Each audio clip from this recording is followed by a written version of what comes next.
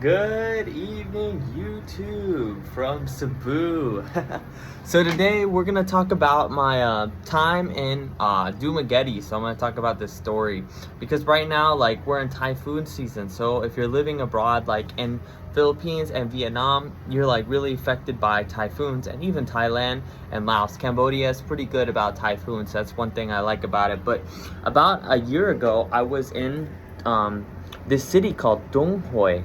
I don't know if anyone's ever heard of it, but the famous caves are near Phang Nang. So if you're going to go to Phang Nang, you're most likely going to go to Đồng Hới at some point, and then take a bus and then go to Phang Nang. That's where the biggest cave is in the world. So Đồng Hới really surprised me. It's really like Da Nang. It's a very local. And when I went there with my girlfriend, we had a great time. But the problem was it was typhoon season. So when you're in a typhoon season, like, we were stuck in a typhoon there in Đồng Hới. So it was crazy. Like, it was raining, it was so bad.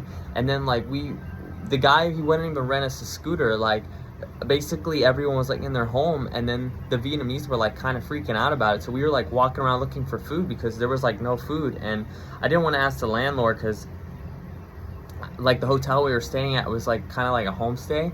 I kind of felt bad because I feel like they barely had enough for themselves. So we were like looking around for food, and then we finally found food.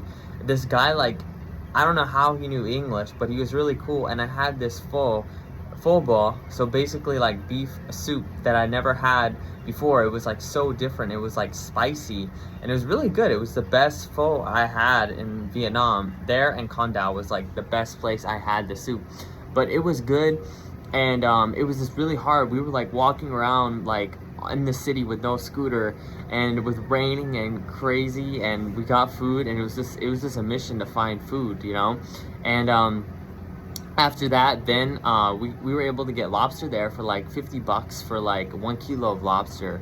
So it was like good deal. But I would love to go back to the city. The city has a lot of history. Like, America dropped a lot of bombs, so like one of the churches is still there from the Vietnam War, or the American War, the Vietnamese called. But the city was really cool. I don't know, it just felt so strange there. But like, when you're in a typhoon in the city, you want to try to get like stock up on supplies and water and all kinds of stuff, because I've been in a typhoon, aka hurricane, in Florida. And when I was in a hurricane in Florida, the weather was so bad that we didn't have power for 2 months. And like, my dad, he owns like he owns like a zoo, basically like a wildlife preserve, you know. So it took us like all day to give the animals water. Like, with electricity, usually takes about like 2 hours, so it took all day. And like, everywhere we went, the like lights were like flickering, and it was just crazy. And yeah, and it took 2 months to get power, and we were like taking a bath in the neighbor's pool because everyone left, and we stayed because my dad has a wildlife preserve, so we can't like transport all the animals. Because I mean, we could, but then the problem is that you get stuck on the highway with like animals. Like, he has like a rhino, so if you get stuck in a typhoon on a highway with a bunch of rhinos and stuff like that, that can be a problem. But he has like rhino, giraffe, camel, all kinds of stuff, you know. So yeah, just during typhoon season, you just gotta stock up on supplies, and you just wanna make sure you have enough food and water. And it's just like, the problem is the aftermath, you know. So like, yeah, Vietnam, that's like one reason I don't like living in Vietnam like long term, is the typhoon season is like really bad. It was like, when I was there last year, it was like every week they were getting a typhoon in Da Nang and Hanoi, and it was like difficult. And just like, in my opinion, the Vietnamese, like, this may be controversial, but I just feel like they just don't care about life. Like in the Philippines, they care, and Cambodia, they care more about life. But in Vietnam, it's more of like a fuck you mentality. And I don't like that, you know. And it's just like, it's more aggressive culture, you know.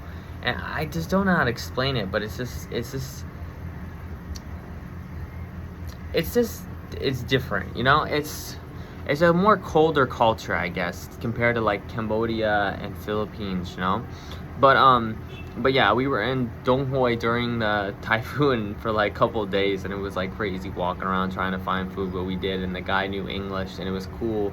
And they have the Phang Nong there. Phang Nong, really cool, no over tourism, has beautiful caves there.